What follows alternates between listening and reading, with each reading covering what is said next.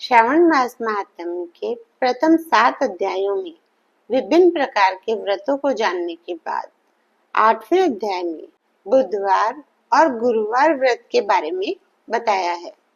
इस व्रत को सबसे पहले मामा और भांजे ने किया है, इसलिए व्रत का उद्यापन करते समय सर्वप्रथम मामा और भांजे को भोजन कराया जाता है।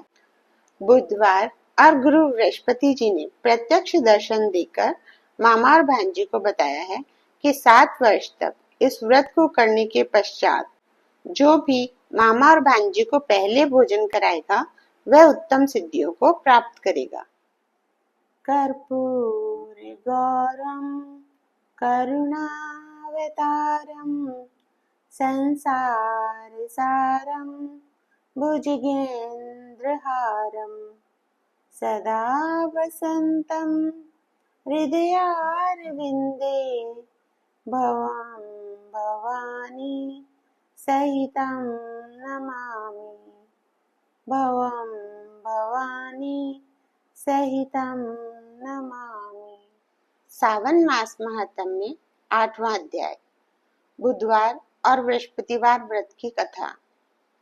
भगवान शंकर जी बोले, हे सनत कुमार जी, अब मैं तुमसे पाप को हरने वाले बुध तथा बृहस्पति व्रत को बताता हूँ, जिन्हें श्रद्धा के साथ करने से प्राणी उत्तम सिद्धि को प्राप्त कर सकता है। ब्रह्मा जी ने चंद्रमा को ब्राह्मणों के राज्यासन पर अभिषेक किया था। किसी समय चंद्रमा की दृष्टि बृहस्पति की पत्नी तारा पर पड़ी। तारा रमणीय रूप लावण्य संपन्न स्त्री थी।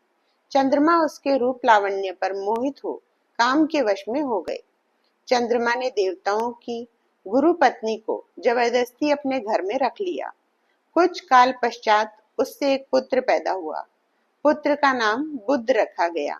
बुध विद्वान, रूपवान तथा सर्व गुण संपन्न था।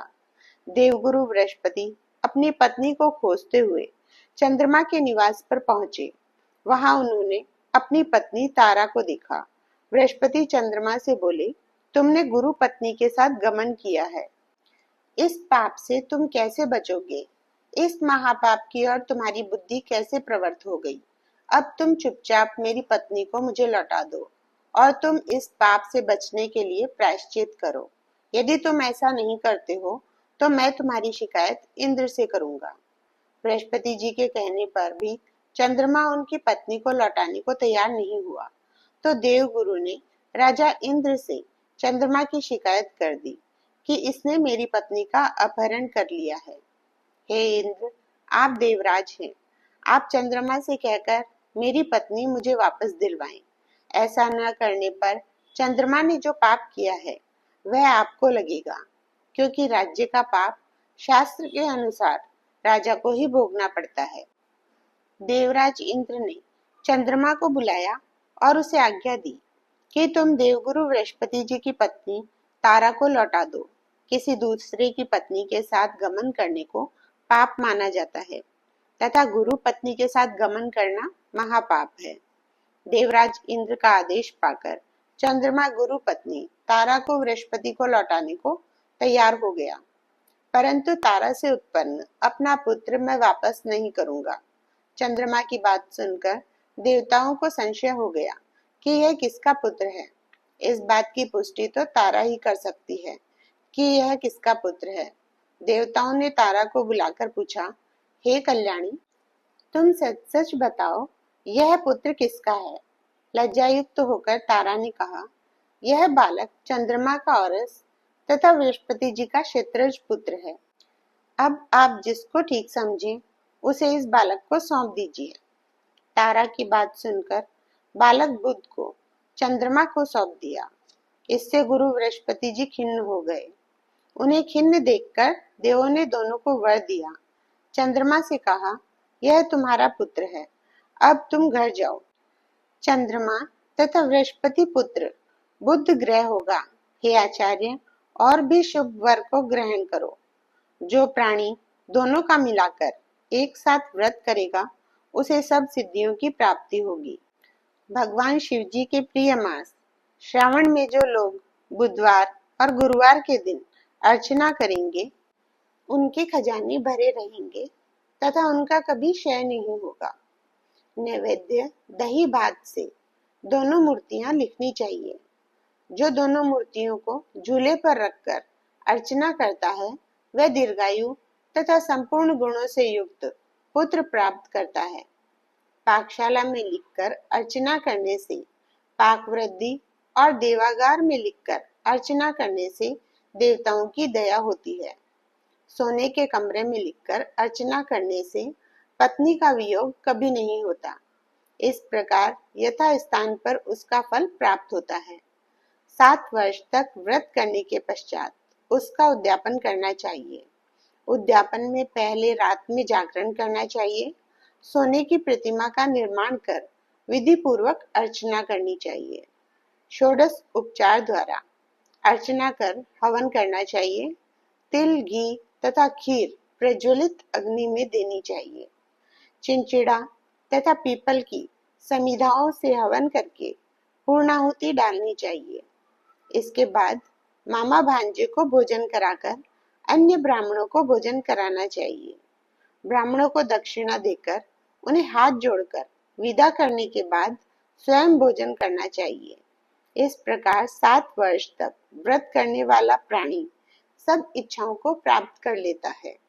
जो विद्या की कामना करता है उसे विद्या की प्राप्ति होती है। वह वेदों और शास्त्रों का मर्म जान लेता है। उसे बुद्धि ज्ञान एवं गुरु बृहस्पति जी गुरुता प्रदान करते हैं। सनत कुमार जी ने भगवान शंकर जी से पूछा, आपने पहले मामा तथा भांजे को भोजन कराने का विधान बताया है, इसका क्या कारण है? भगवान शंकर जी ने कहा, हे सनत कुमार, पहले समय में मामा और भांजा दोनों दरिद्र थे। एक दिन दोनों भोजन के लिए घूमते घूमते एक सुंदर नगर में पहुंच गए। उन्होंने वहां प्रत्येक मकान में श्रावण के महीने में प्रत्येक वार का व्रत करते लोगों को देखा, परंतु बुधवार और बृहस्पतिवार का व्रत करते कहीं नहीं देखा। दोनों मामा भांजे ने बहुत समय तक आपस में विचार किया कि सब जगह सूर्य और अन्य वारों का व्रत तो हो रहा है, परंतु बुधवार और गुरुवार का व्रत देखने को कहीं नहीं मिला। अतः हम दोनों बुधवार और गुरुवार का व्रत करें तो अच्छा रहेगा, क्योंकि अभी तक किसी ने भी इन दोनों वारों का व्रत किया ही नहीं है। यह अनुच्छिष्ट व्रत है, इसे हम करेंगे।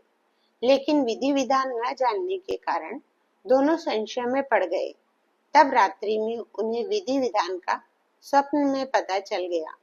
स्वप्न से ज्ञात विधि द्वारा दोनों ने इस व्रत को किया। व्रत करने से वे धन धान्य से संपन्न हो गए। 7 वर्ष तक दोनों मामा भांजे व्रत को करते रहे और वे पुत्र पौत्र धन संपदा आदि से संपन्न हो गए। बुधवार और गुरुवार बृहस्पति जी ने प्रत्यक्ष दर्शन देकर उन दोनों को वर दिया कि आप लोगों ने हमारे व्रत का सुविचार किया। आज से जो भी इस व्रत को करेगा और मामा भांजे को पहले भोजन कराएगा वह उत्तम सिद्धियों को प्राप्त करेगा। श्री शिवाय नमस्तुभ्यम। श्री शिवाय नमस्तुभ्यम।